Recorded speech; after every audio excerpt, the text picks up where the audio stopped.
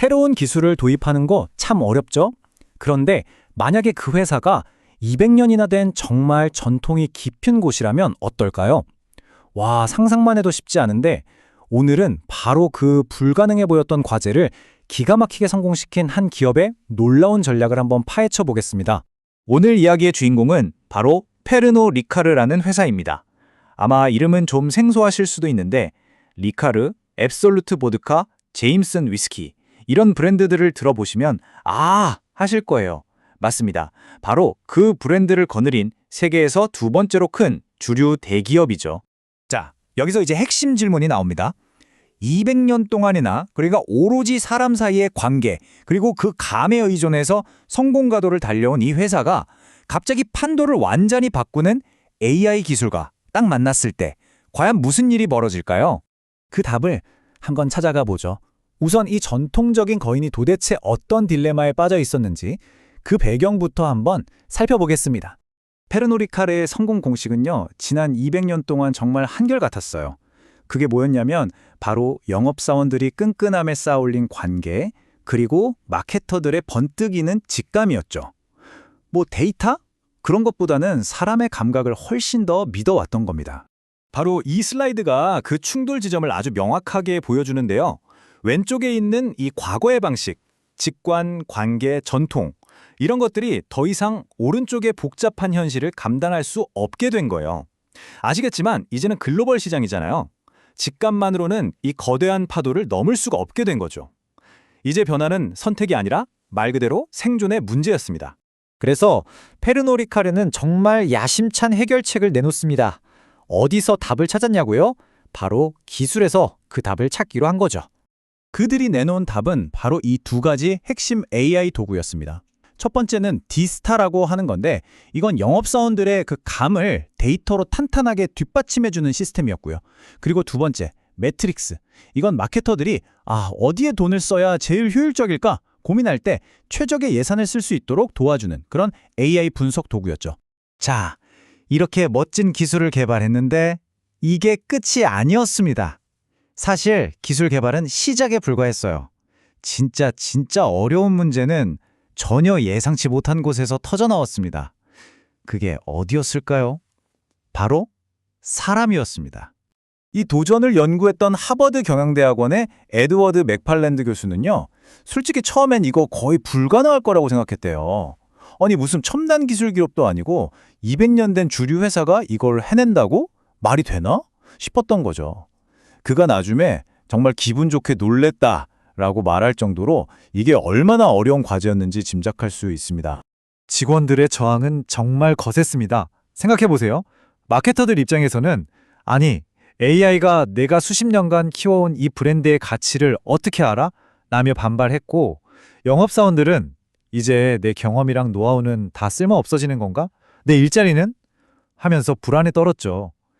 결국 이 모든 저항의 핵심은 바로 불신이었습니다. 내가 이해할 수도 없고 원하지도 않았던 도구에 대한 불신이요. 그래서 핵심은 바로 이겁니다. 이아보르 보지노프 교수의 말처럼 세상에서 제일 뛰어난 도구를 만들어도 아무도 안 쓰면 그게 무슨 소용이 있겠어요? 그냥 고철덩어리죠. 페르노 리카르가 마주한 진짜 과제는 바로 이거였습니다. 어떻게 하면 직원들이 이걸 쓰게 만들까? 자, 이제부터가 이 이야기의 진짜 하이라이트입니다. 페르노 리카르는 이 엄청난 저항을 어떻게 뚫고 직원들의 마음을 사로잡았을까요? 정말 기가 막힌 그 전략을 지금부터 하나씩 살펴보겠습니다. 그들의 전략은 아주 체계적인 4단계로 이루어져 있었습니다. 첫째, 일단 이게 얼마나 좋은 건지 가치를 증명하고, 둘째, 직원들이 느낄 위험을 완전히 없애주고, 셋째, 지원을 아끼지 않고, 그리고 마지막으로 내부의 든든한 지원군, 바로 챔피언을 활용하는 거였죠. 첫 번째, 가치 증명. 말로만 이거 좋아요 하면 누가 믿겠어요? 그래서 프랑스에서 A/B 테스트를 진행했습니다. 한 팀은 AI 추천대로 하고 다른 팀은 원래 하던 대로 하게 한 거죠. 그리고 성과를 직접 비교했어요. 결과는요, 정말 놀라웠습니다. AI를 쓴 팀의 매출과 시장 점유율이 눈에 띄게 확 올라간 거예요. 이제 AI의 효과는 더 이상 뜬구름 잡는 얘기가 아니라 눈앞에 딱 보이는 숫자가 된 거죠. 두 번째 전략은 위험 제거입니다. 와, 근데 저는 이 부분이 정말 기발하다고 생각해요. 뭐냐면 성과 평가 방식을 완전히 뒤집어 버렸어요. 보지노프 교수의 말을 빌리면 이렇습니다. AI 추천을 따랐는데 실패했다고요? 괜찮습니다. 하지만 AI를 무시하고 실패했다면 그건 괜찮지 않습니다. 어때요? 정말 파격적이죠? 바로 이 슬라이드가 그 점을 정말 잘 보여주는데요. 원래 직원들의 두려움은 이거였잖아요. 아니, 결과는 내가 다 책임져야 하는데 왜 AI가 시키는 대로 해야 하지? 근데 새로운 규칙은 뭐였냐면 그 책임을 회사가 같이 져주겠다는 거였어요. AI 믿고 한번 시도해봐. 혹시 잘못돼도 괜찮아. 우리가 책임질게. 이렇게 되니까 직원들 입장에서는 AI를 써보지 않을 이유가 없어진 거죠. 위험 부담을 완전히 없애준 겁니다. 세 번째는 아낌없는 지원이었습니다. 이게 그냥 프로그램 사용법만 알려주는 그런 교육이 아니었어요. 왜 이걸 써야 하는지, 이게 당신의 업무에 어떻게 도움이 되는지를 계속해서 설득했죠.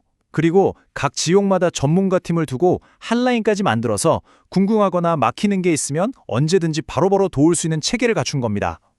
그리고 아마 이 모든 것 중에 가장 중요했을 네 번째 단계, 바로 내부 챔피언 활용입니다. 페르노 리카르는요, 각 지역에서 직원들이 가장 존경하고 따르는 베테랑 직원들을 찾아냈어요. 그리고 그들을 기술 홍보대사로 임명한 거죠. 바로 이 점이 신의 한 수였습니다. 생각해보세요.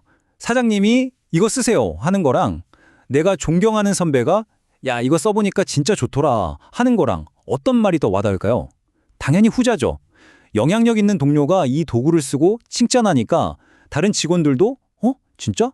나도 한번 써볼까? 하면서 자연스럽게 관심을 갖게 된 거예요. 결국 경영진이 위에서 쓰라고 밀어붙이는 푸시 방식이 아니라 직원들이 아래에서 나도 쓰고 싶다고 끌어당기는 풀 방식으로 완벽하게 전환된 겁니다. 자, 그렇다면 이렇게 영리하고 치밀했던 전략의 결과는 과연 어땠을까요? 그리고 우리가 이 이야기에서 얻을 수 있는 교훈은 뭘까요? 한번 보시죠. 결과는요, 정말 놀라웠습니다. 2023년까지 디스타의 도입률은 무려 85%에 달했고요. 이건 사실상 거의 모든 영업사원이 썼다는 얘기죠. 그리고 기존 업무 방식을 더 많이 바꿔야 해서 저항이 심했던 매트릭스조차 65%가 넘는 아주 높은 도입률을 기록했습니다. 그리고 이 높은 도입률은 곧바로 실질적인 성과로 이어졌습니다. 시장에 따라 차이는 있었지만 매출이 최대 4.5%나 증가했고요. 마케팅 효율성은 무려 15%나 개선됐다고 해요. 직원들이 변화를 받아들이는 것이 어떻게 회사의 성공으로 직결되는지 아주 명확하게 보여준 사례라고 할 수 있겠죠. 이 사례는 우리에게 AI 전환을 위한 몇 가지 명확한 공식을 알려줍니다. 첫째, 말로만 하지 말고 작은 성공으로 먼저 가치를 증명해라. 둘째, 멋진 기술 만드는 것보다 사람 문제를 해결하는 게 먼저다. 그리고 마지막으로 이게 정말 중요한데요.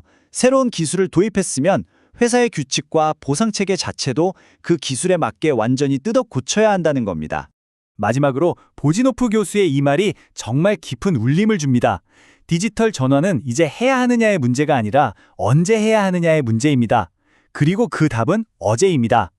페르노 리카르의 사례는요, 결국 기술이 아니라 사람에 집중할 때 아무리 오래되고 전통적인 기업이라도 멋지게 미래를 열어갈 수 있다는 사실을 그 무엇보다 명확하게 보여주는 것 같습니다.